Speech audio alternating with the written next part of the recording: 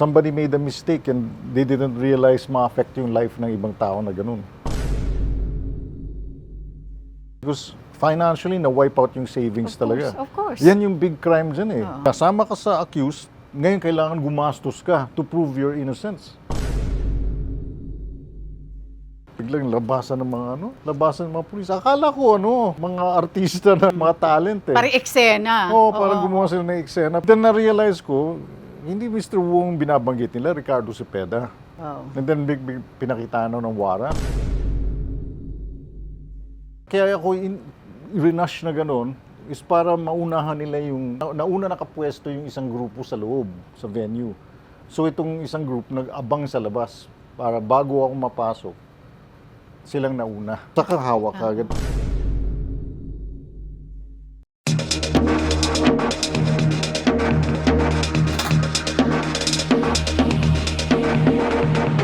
Magandang araw Pilipinas at sa ating mga kababayan sa ibang bansa. Welcome to Tictalk with Aster, Amoyo. Sa araw nito mga kaibigan ay isa na naman pong special na celebrity ang ating makakakwentuhan. A good actor, sports buff, dating modelo.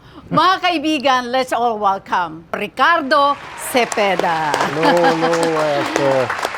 How are you? It's nice to see you again after such a long time. I'm doing well naman. I know, I can see it, di ba? Richard kasi ang tawag ko sa kanya. Actually, mostly, Richard. Yeah, mostly. Pag mga friends talaga, alam nila Richard. Yes. O syempre, sa actor, mas kilala siya as Ricardo Cepeda.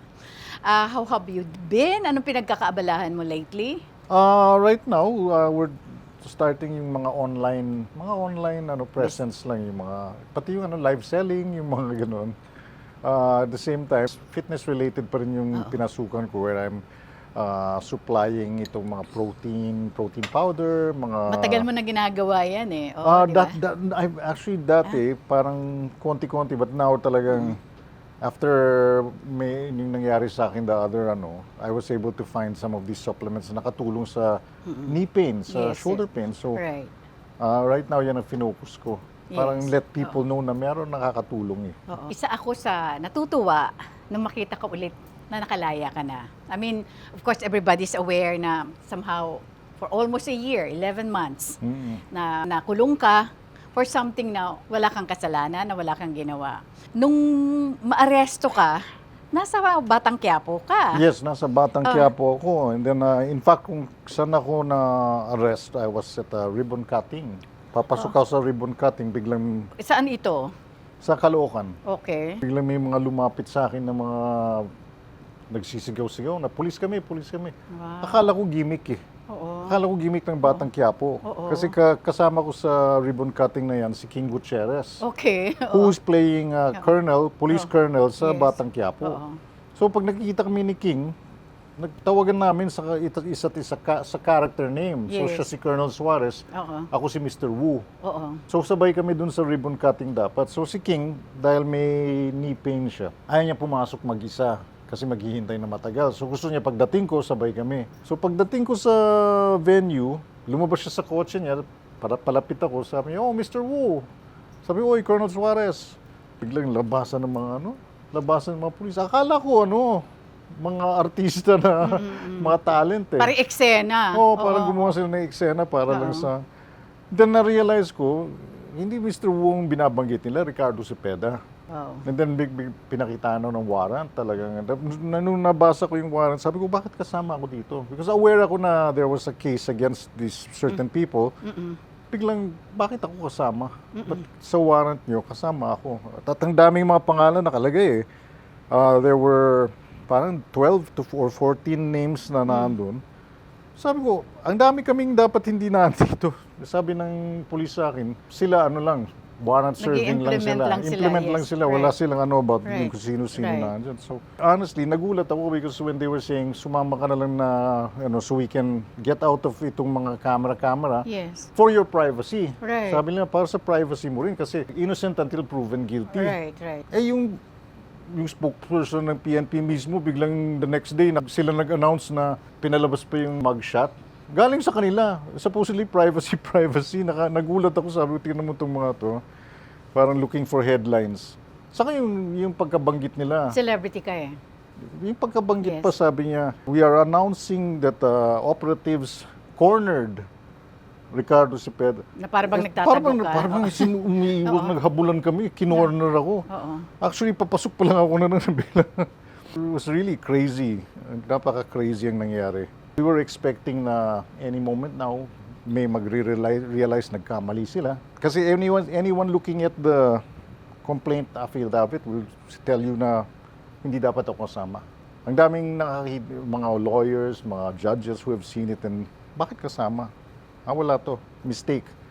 So, for this whole period, hinihintay ko na may mag-acknowledge na, ay, oo, mistake nga. And then, palabasin Parang na yan. somebody will speak up Oo, and then, na you were innocent, hindi ka dapat nandito. Oo. Ito, aminin na natin mga kaibigan, maraming nakakulong na inosente. Alam natin yun, Ang dami, di ba? ang dami. Marami. Kahit sabihin pa natin, okay, you were acquitted because you were innocent, pero paano mo pa maibabalik yung mga panahon na nawala sa'yo? yung araw na yan mismo, kung kailan ako kinuha, I was stood to be making like 1,000 that day dahil may ilang Yes, appearance ako for right. that day, nakapila nawala. Then may mga ilang naka-line up na TV projects for that year, nawala. At may ongoing kang TV I series, had a Batang ongoing. Quiapo no less. May ongoing and then meron akong mga sa ibang naka-line up. naka-line up din. Okay. Lahat nawala. Then of course, kahit anong sabihin mo, may gastos sa amin Kasi kailangan kumuha ka ng lawyer Yes, to defend yes. yourself. Right. Kahit Paano sabi- pang wala kang pang gastos sa lawyer? You must prove it. Yes, Kailangan right. ipatunayan mo sa korte na meron kang indigency. So kailangan may certificate of indigency to avail of getting yung PAO. Ang dami kong I was saying, siguro what I got out of it was personal experience at witness sa talagang nangyayari sa Loob, na there are so many people waiting for the courts, waiting for the system to let them out. Hindi pa sila nakatulan na guilty or not guilty, but they're waiting. May namita ko dun, 4 years na siya in detention. Wala pa siyang guilty or not guilty. Just going through the system. Ang daming weaknesses. Saka just like in my case, ang dami kong na-meet yung hindi daw sila na-serve ng yung subpoena. And on the basis of that, ang daming flaws. Nahuli sila, arrested. Nagulat na lang sila, papasok sa office, biglang may kukuha, sabihin may warrant ka. Yes. There's a very bad habit yung sinasadya, parang sinasadya, but I can't say, but sinasadyang mahuli ka on a Friday. Yes. Mahuli ka Friday. Oo. Kasi walang Tapos korte. walang korte Saturday, yes, Sunday. right, So, right.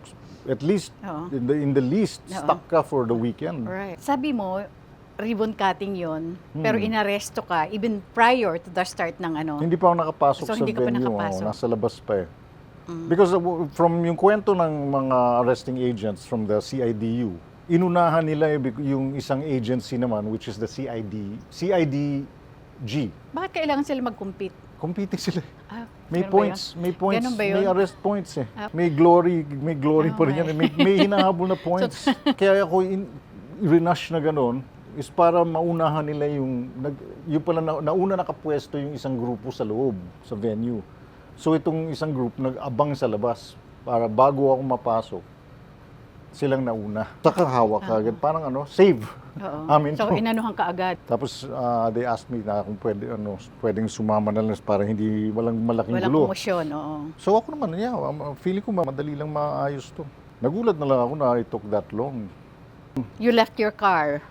I know, we brought my car. Okay. Police ang nag-drive sa car ko. Okay. Tapos dinala ako sa hospital para magpa-check up bago pumasok sa detention. Para malinaw yung physical condition ko before they brought me in. So after that, dinala ako sa loob, mag-shot. Yun nga, nagulat ako. The very next day, pinagyabang na. Nasa front page na, nasa news, nasa radio, nasa TV. Lahat kami nagulat. I remember, nadalaw ka pa namin sa Camp Karingal. Camp Karingal ka na, oo. Pero you stayed there for only 2 months. 2 months. Oo. Bakit ka dinala ng Tugigaraw? Kasi kung saan yung mga complainants, yung nangyayari sa kanila, was in Cagayan, in Sanchez Mira in Claveria, Cagayan. Okay. So yung pinaka-korte nila is the nearest one there. And then yung detention center mo must be also near to the court. Pero it must be hard sa part ng family mo. Imagine mo, kahit papaano sa Camp Karingal, na dadalaw-dalaw ka pa ng mga kaibigan mo, nadadalaw ka ng pamilya mo. Si Marina talagang took charge of the family. Kasi sabi niya, alam niya worried ako about how it's affecting the kids, how it's affecting the family. Sabi niya, ako bahala. Sabi niya, I'll take care of it. And she told the kids, ayan niyo si Pops, kaming bahala dito. You continue with doing what you are. Don't be depressed. Don't be, because totoo, the truth will set you free. Sabi niya, lalabas at lalabas yung katotohanan na wala siyang participation into the thing. But the question is how long? Akala talaga namin it would be cleared up in 2-3 months. Yung nakaka-stress yung pa-extend. Minsan naka-cancel yung korte, yung hearing, canceled that day. So, another extension. Meron rin din minsan yung naka-schedule yung hearing mo, yung pala bumagsak sa isang araw na ginawang holiday. So, suddenly out na naman. 11 months is 11 months, almost a year. Actually, you were arrested a few weeks? A week. Or a week before your birthday. And there was even a time na doon ka ng birthday one time. Yes, Remember? Oo. Lahat ng mga friends may mga nagpadala ng iba-ibang food, may mga Actually, natuwa yung mga kasama ko dun sa Loob kasi parang party all week.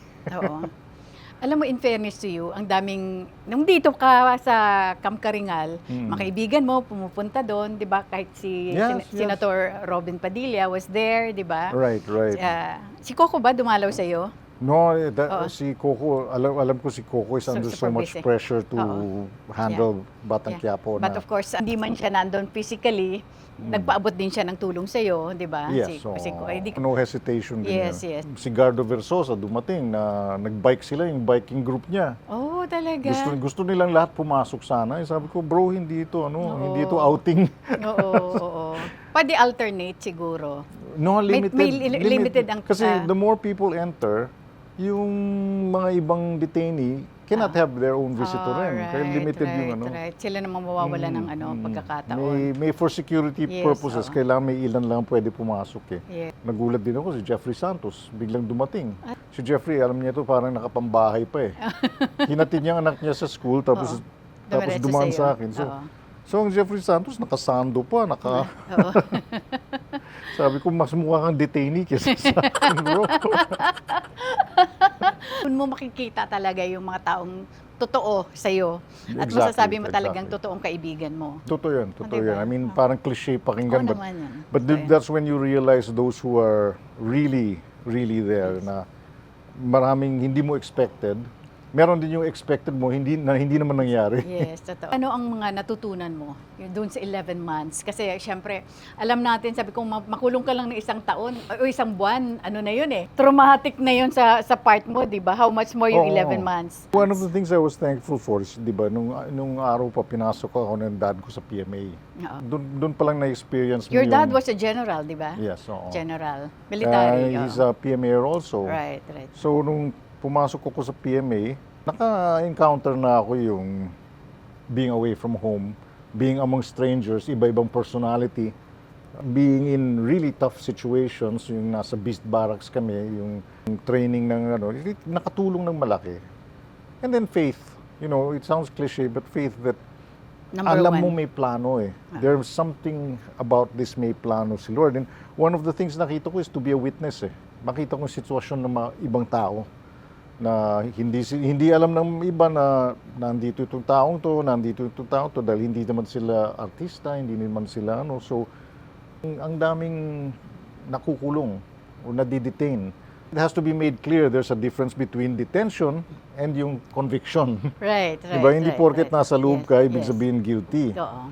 Ang daming hindi pa proven guilty or not guilty who are waiting in detention away from their home, away from their loved ones, and they're just waiting for the system to get them through. And only God knows kung sila'y makakalabas pa o hindi. May isang kaibigan ako. Of course, I can't mention kasi case niya is ongoing, but 4 years na siya. Waiting for yung lalabas na yung hatol, wala pa. And yet, di ba, hindi pa alam kung guilty or not guilty. In fact, marami akong nakitang kasama sa detention who admitted na lang sa crime. Kasi kung ano yung penalty niya is 1 month in jail. 2 months na siyang naka-detention. So, pag inamin niya na, sige, ginawa ko nga, di guilty siya, pero time served. Di out na siya. Imbes na 1 month lang. Kasi naka 2 months, lampas Right. ba nga, naka 2 months eh. Right. Ang daming cases na ganun. The system really needs a lot of improvement eh. Yung lessons was really to be patient. Salamat sa mga kaibigan na tumulong, nagpadala ng tulong because financially, na-wipe out yung savings talaga. Of course. Yan yung big crime dyan eh. Yung nasama ka sa accused, ngayon kailangan gumastos ka to prove your innocence. And it can go on for years. It can go on for years. It's almost parang pag hindi ka lang na-stuck sa loob, it's parang comedy nga minsan eh. You think about the situation na may nagkamali eh. Somebody made a mistake and they didn't realize ma-affect yung life ng ibang tao na ganun. Hindi ka nakaramdam or nakaranas ng depression sa loob? Mga by the 3rd month. Saglit lang. This was just a period na akala talaga namin meron kaming motion, meron kaming ganito. Pag nakita ng korte to, they will recognize it and say, ay oo, tama, hindi dapat siya nandyan. Something na hindi nangyari. Kailangan talaga pag-aralan yung because meron pa yung sinasabing right to a speedy trial na parang within that time, there's supposed to be how many days lang dapat matapos yung, I believe it's 180 days or something dapat or something like that. Pero ang daming palang mga little factors that change all of that kaya humahaba yung panahon. So out of frustration, talagang madidepress ka because meron nga yung sinasabing sa Bible yung teach me to trust in you and lean not on my own understanding. Doon yung nagkaka-depression when you try to lean on your own understanding because ang pagkaintindi ko, dapat ganito, dapat ganitong kaikli, dapat ganito, dapat makikita nila na ganito, dapat out ako, dapat... If you keep thinking na ganito dapat at hindi mangyayari... Nape-pressure na yung mind mo sa dami mong question na hindi makakuha ng kasagutan. Tapos feeling mo, next week, pag nasubmit na yan, okay na yan. Hindi mangyayari. So yung expectations mo, suddenly everything you know is wrong. So that's when you really start to put your faith na... We talked with Marina nung dumalaw siya. We said, umiyak na lang tayo one time, one big buhos, and then ito na eh. This is our situation. Yan na yun. And then we go along with it lang. Huwag na tayo mag-expect. We know one day, maayos yan, lalabas ka, but let's not expect anymore it's going to be next week, it's going to be next month. You don't know when. We don't know. And the expectation is the one that hurts eh.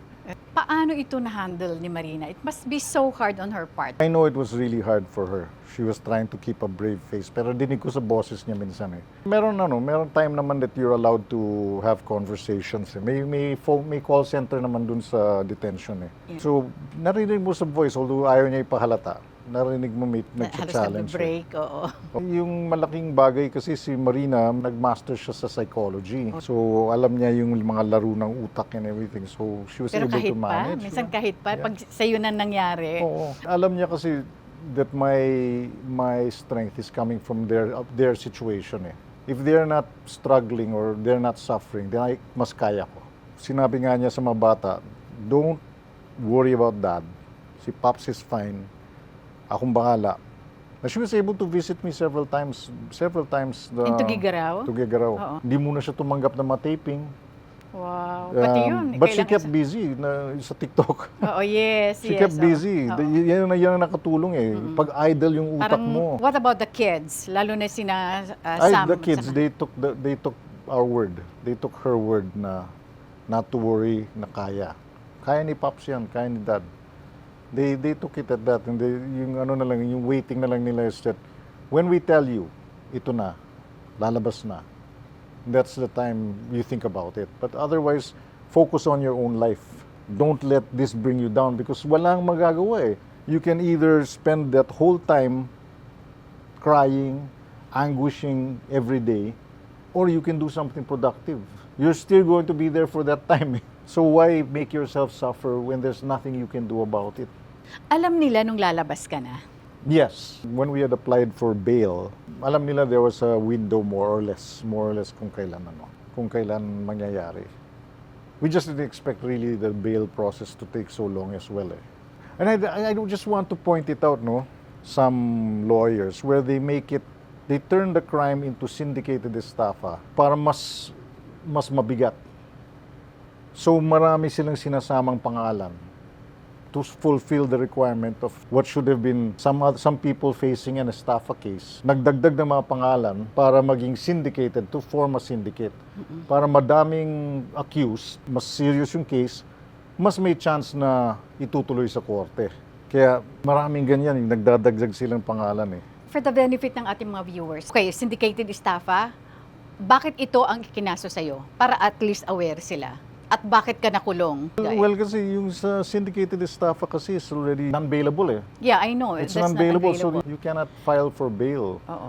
Technically, sa non-bailable. Right. But actually, ang sabi nga nila, you can, kahit sa non-bailable, you can file. But depending on how as the hearings have been going, how it's showing how much of your participation or your level of participation is, that bail can be granted sa non-bailable. Yun ang nangyari sa'yo. Yeah. Okay. Yeah. It required na anim na testimony from different complainants, witnesses, where Na-achieve naman yun. yeah, na-achieve naman. But Okay. it took a time because minsan once a month lang may witness, may hearing eh. Oh, So in the time that we applied for bail, it took about 7 months din bago makuha yung ano. And then there was a waiting period pa para mapag-aralan ng prosecution, and then pumayag sila na pwedeng i-bail.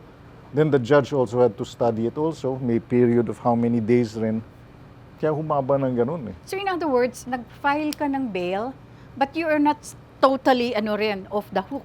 No, it's a provisional release. I see. Okay. So hindi pa tapos yung hearings. Hindi pa tapos yung hearing. O hindi pa tapos yung kaso. Well, actually, mga kaso.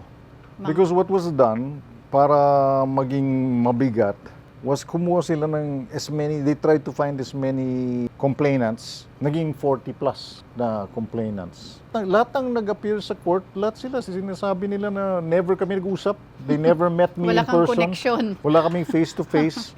I never talked to them about anything like this. But in some cases, pinisinta ng abogado sa kanila na, ito yung complaint, ito yung mga pirmahan mo na lang para may chance kang kumuha ng pera. Eh dahil gawa ng abogado daw, tama siguro. Pirma naman.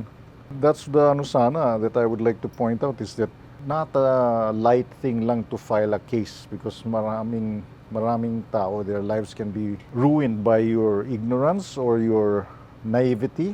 Sana magtanong ng sa ibang lawyer, hindi lang basta, sige, sama ako. On the lighter side naman, what's important is you're out, actually back in shape, at saka at the same time, balik ka na rin sa trabaho. Alam mo yung frustrating nga, di ba? Financially, na-drain ka na, emotionally drained ka na, and then because nandyan ka sa confined space na yan, pati yung physical condition mo bagsak.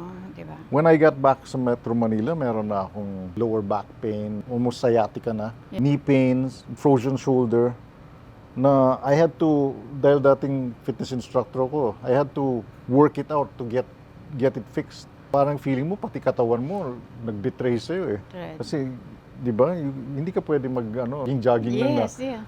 Babalik ako. Yes, hindi pwede, di ba? You cannot even move around dahil napakakipot ng lugar ninyo. I mean, like, sila, were planning dati, sila Dennis Padilla, sila Jean Padilla, yung isang friend ko, si Rob C. Yes. Plano nila eh, kaya lang ang layo eh. Oo. Sila Nadia Montenegro, Jackie Aquino. Marami actually. They wanted to, pero yes. ako mismo nagsabi na wag na. Kasi it's a 16-hour car trip eh. Wow. 16 one way. One way pa. So sabi ko, dadalawin niyo ako na for 1 hour. Di ba, mas mahaba yung trip niyo parang Sabi ko, if you're going to visit me, bugbog sarado kayong katawan niyo sa physical land trip. And then, at the most, you'll visit me for 2 hours. And then another 16 hours to go back. You'll devote 3 days to visit me. The prayers and the intentions, right, the intention, yun na lang. yes. Kaya natutuwa ako, I had a lot of people saying na we're praying for you, kahit strangers eh. Yan ang nakakalakas ng loob because di ba meron yung sinasabing when 2 or more are praying for you, mas malakas yun. Kilala ka, aktor ka, popular ka, na pumasok ka sa kulungan. So, paano ang naging treatment sa iyo ng mga kasamahan mo sa loob? Well, actually cited sila because both detention in Camp Karingal at sa Tuguegarao, Cagayan Provincial Jail, fan na fan sila ng Batang Quiapo. May mga TV din sa jail eh. Take note na, Coco Martin. Coco. Nakawinta ko na kay Coco yan eh. At 8 p.m., showing ng Batang Quiapo, yung mga TV nakatune sa Batang Quiapo. Talaga? Sa loob ng kulungan? Sa loob ng kulungan. Kasi may di ba? May Yes, for yes. humanitarian reasons. May Yes, TV yes. access Oh, din. nice. Oo. Hindi yung live TV, kundi yung YouTube? Yeah, YouTube. Oo. So nanonood lahat ng Batang Quiapo. Minsan nga hindi ako nakakapanood kasi yung TV screen malayo sa cell. Yung ibang na-encounter ko ng mga detainees, kakwento nila yung kwento sa akin, "Oy sir, kagabi yung grupo nyo na ganito, na ganito." So updated ako. Updated ako. In fact, yung pagpasok ko, palakpakan sila. Sabi ko, si Mr. Wu. Si Mr. Wu sa Batang Quiapo. Ibig lang sabihin, tumatak yung role mo doon. Ang balita ko nga, yung nag-message yung warden sa akin when I was back, nag-cheer sila sa jail nung lumabas yung character ko uli sa Batang Quiapo. Wow. Nag-cheer sila. Yung jail, nagpalakpakan sila. Ayan na si Mr. Wu, bumalik. Ang maganda is, naandun pa rin yung respeto nila sa'yo. Ang respeto. Yeah. Oo. We were treated the right way there. I cannot really discount na talagang malaking bagay yung Batang Quiapo. Yeah. Coco Martin, salamat sa'yo. You're such a true gentleman and talagang a good man. Thank you so much. Ramdam na ramdam ko the support and the caring and the protection rin.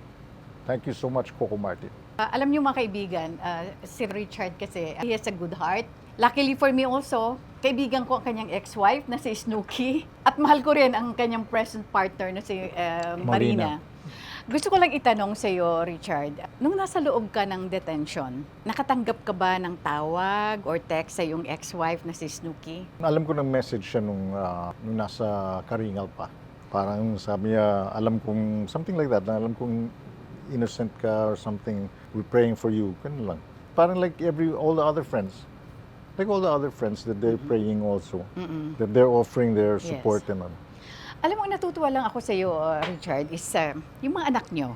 Yung dalawang mong anak kay Snooki, yung dalawang anak ni Marina sa kanyang ex-husband, para silang tunay na magkakapatid, yung turingan. Marina is very caring sa mga anak mo kay Snooki.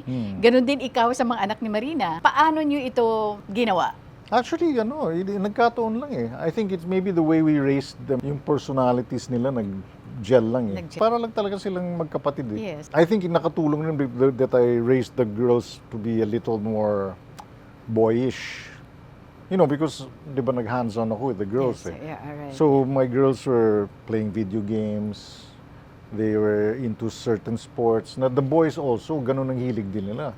So, blend sila dahil nagulat nga yung boys that my girls can play the games that they play. So lalo silang nagkasundo. Oo, nagkasundo sila. May common ground kaagad. The boys were actually expecting na mahirapan sila. Natuwa na lang sila that parang barkada pala. Like the time I came into with the boys, they were already at that age na naghahanap sila ng fatherly, man advice. Yeah, not just a father figure. Somebody an older man who they trust, who can teach them about things and advise them. On the other hand, yung mga girls ko din, they were able to get the same from Marina. I think si Marina nagregalo nga sa kanila ng mga girl clothes. Dahil ako pala, all this time, yung mga binibili ko sa mga anak ko, jeans, mga Namin itong si Marina, yung mga galing niya sa fashion di ba? Yes. Nagulat ako sa mga girls ko na one time nakita ko sila na skirt. Na never mo nakita during the time na. Na-realize ko na hindi pala yung skirt na nakita ko yung school uniform, di ba? Pero sinasabi ko sa mga kaibigan ko, yung mga daughters ko hindi mahilig mag-skirt, mas gusto nila yung jeans. So one time, nag-mall kaming tatlo. So, naghihintay ako sa labas ng CR, di ba? And then, mamaya may dalawang babae na palapit sa akin. Sabi ko, baka mga nakapanood ng movie or something. Tapos nag-stop sila sa tabi ko. Tapos sabi niya, Dad, let's go. Mga anak ko. Sabi ko, ay, naka-skirt pala kayo nga pala. Sabi ko, you guys look good in skirts. Parang nanibago ka pa. You guys look good in skirts. How come you guys don't wear skirts? Sabi ko, bagay naman sa inyo. Dad, you never buy a skirt, eh. Sabi ko, oo nga, no? Parati akong, after, yung pag summer Yes, vacation, yes. lumaki na sila, di ba? Sabihin ko, Right. tara, let's get you guys some jeans. Wala naman silang angal. Tapos, pero wala rin silang, pwede pong mag-skirt kami, mabili tayong skirt. So ako naman, kwento ng kwento, yung mga girls ko, hindi mahilig mag-skirt eh. Jeans, my girls are jeans girls. Yun pala, sabi ko, where did you get this? Sabi, Tita Marina gave us this. And bagay pala. Tamang-tama, they got to that age na, there was also that female influence na talagang hindi ko mabigay sa And kanila. I have to give that credit to Marina. Marina is also very caring as a mother. Ikaw hindi ka nagkaroon ng major adjustment as far as dealing with your stepsons. At the start. At At the start is how much do you want to impart to them without being intrusive. Yes. My point is that I wanted them to be prepared for adulthood. Mga bata, especially mga boys, minsan may pambobola yan, may mga excuses that they can make. Na minsan pinababayaan na lang na, sige, okay, yan ang excuse mo yan. Pero ako, I would call them out. Parang alam ko yan eh. Alam ko yung style na yan eh. Huwag kang mga tuwiran na ganyan. Yung huwag kang mga tuwiran na ganyan. I know what you're not telling the truth. Parang ganon. So direkta ka rin sa kanila. And I don't want it to be na I'll just pretend na hindi halata na that you got away. And then maging habit nyo. Maybe 5-6 years down the road, yung boss mo sa'yo will tell you that you're nahuli ka. Because you found out shortcut is mga tuwiran ka lang ng kung ano. Right. Things like that yung sinasabi ko.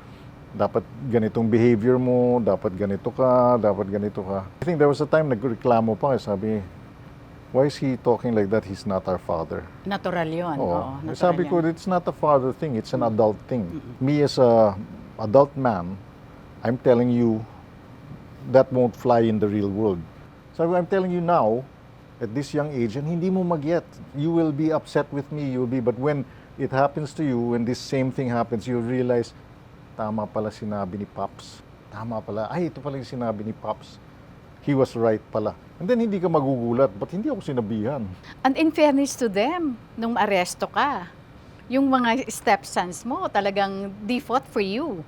Pinakita nila yung suporta rin nila at pagmamahal sa iyo, di ba?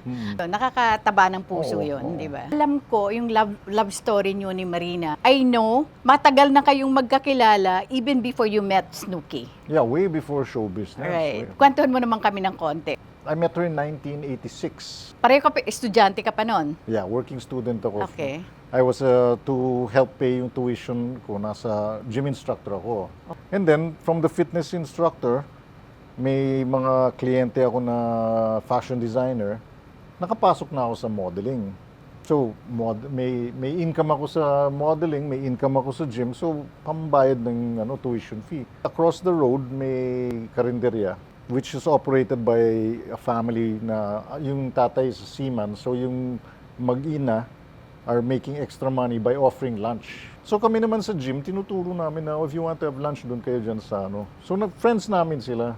So yung warning sign namin na malapit na mag-lunch is pag yung isang anak, the girl, galing school na, galing sa Marinol. Wow. So bababa siya sa tricycle, tapos alam namin, malapit na mag-serve si Mara, umuwi na. So at this time, one day, si Mara bumaba, and then mamaya may kasunod pala siyang lumabas sa tricycle. Ang laki, ang tangkad ni Marina, di ba? Tangkad si Marina. Biglang itong matangkad na chinita bumaba. So sabi ko, uy, who's that? So I went across. Tinanong ko, are you also a model or something? Kasi bagay matangkad. And that's when I met her. Na-introduce ni Mara sa akin na this is my friend Marina, ganun. So, okay. Estudyante rin si Marina at that time. She was studying, then she was working. So nagkita kami na sa mga show. Next thing you know, nanalo siya ng modeling contest, and then pag may mga gala fashion show, kasi si Marina yan yung niya. Si Marina wasn't doing too many, kasi kami all-purpose Mall show kami. Siya talagang gala. Yes. Commercials and gala. Right. Hindi siya nagmo-mall show. Siya yung pang seryosong Right. gown na. Yes. So pero nakakapasok din kami sa ganoon. So when we see each other, we're just co-workers. No boyfriend, girlfriend, ligawan. But both of us were working Yes. Rin siya, she was Right. working sa McDo bilang crew. Yes. Pantulong din sa tuition niya. So working student So, din siya. pati yung pagmamodel niya, nung nalaman niya pwede siyang kumita sa model, Oo. she agreed to it para she could pay tuition. Tumutulong din siya sa family niya.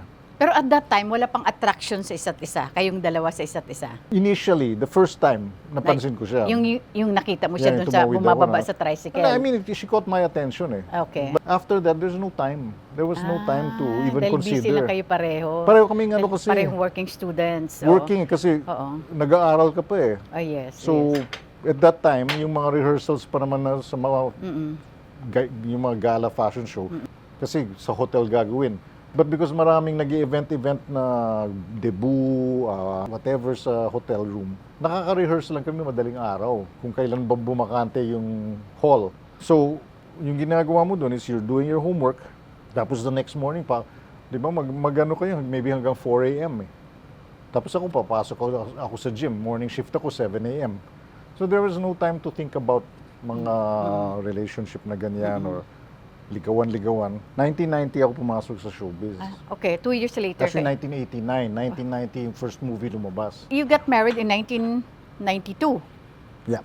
2 years lang after nung pumasok ka sa showbiz. Yeah, so, Okay.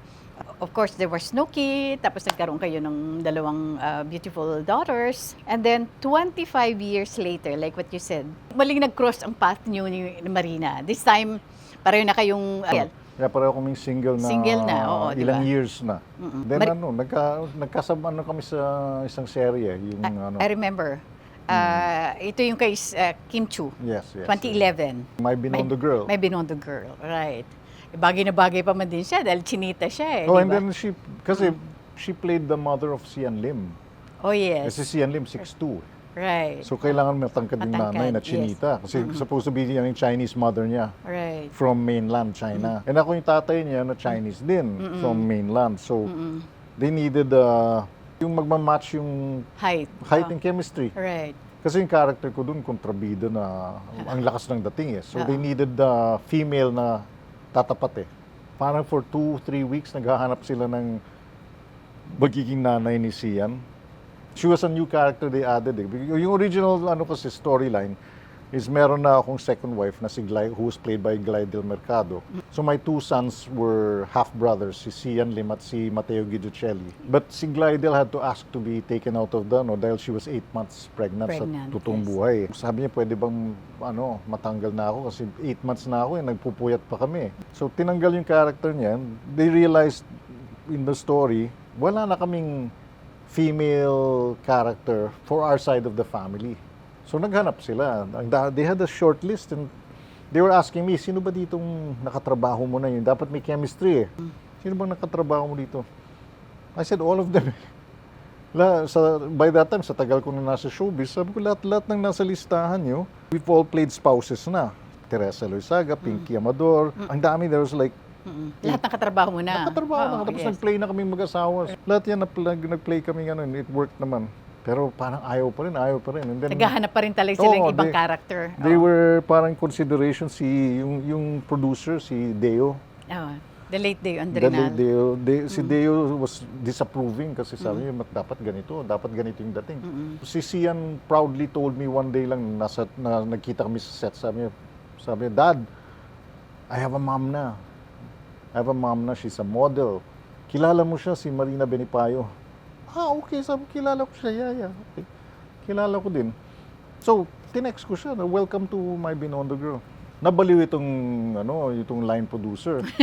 Kasi sabi niya, matagal nilang hinahanap siya kung paano makontak na hindi nila alam kung paano, yung pala nasa akin lang yung number. Oh my God. They had to find her through internet. Yeah. Nahanap yung old website niya. Yes. And they contacted her. And nagkataon lang that she opened it kasi matagal nang hindi niya binubuksan yung page Parang na yan. inactive na rin halos. Inactive din. That's how they contacted her for My Binondo Girl. Kasi we would see each other minsan even after matagal nang hindi ako nagmamodel. Minsan may mga judging mga nandun din By siya. chance, nakikita kayo. Nakikita kami. Oo. Pero there was nothing talaga na. Oo, wala talaga. Na-develop sa My Binondo Girl. Oo. So that was it, 2011. Matagal nang annulled ang marriage mo with Snooki. Yes. But on her part, More than about 20 years na. yeah, that's why. So, may plano pa ba kayo to tie the knot someday? Alam mo kasi parang okay kami. Yes, we're doing well. Parang minsan nakakatakot na ibahin mo pa.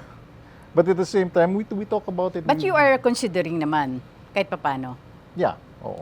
Courage But it's with- parang, di ba, parang like sa States, di ba, si Goldie Hawn at si Kurt Russell, Yes, na yes. sila pa rin up to now. Oo, di ba? It's on that same thought that parang, will it change?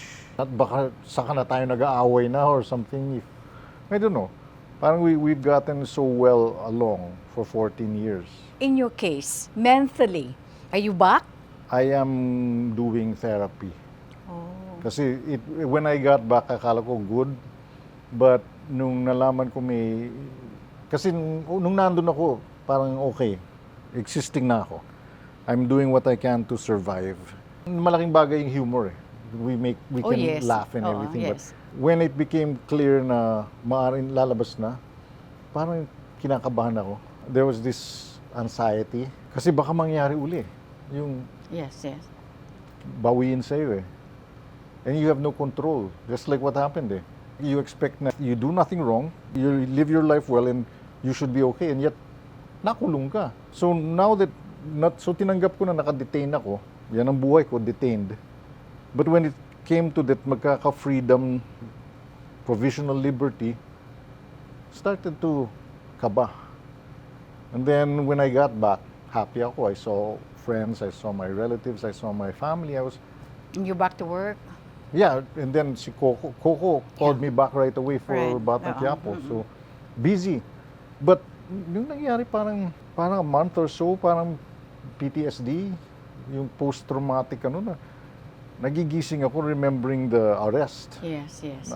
Remembering suddenly, out of the blues, wala kang kamalay-malay, may nag-snatch ng freedom mo eh.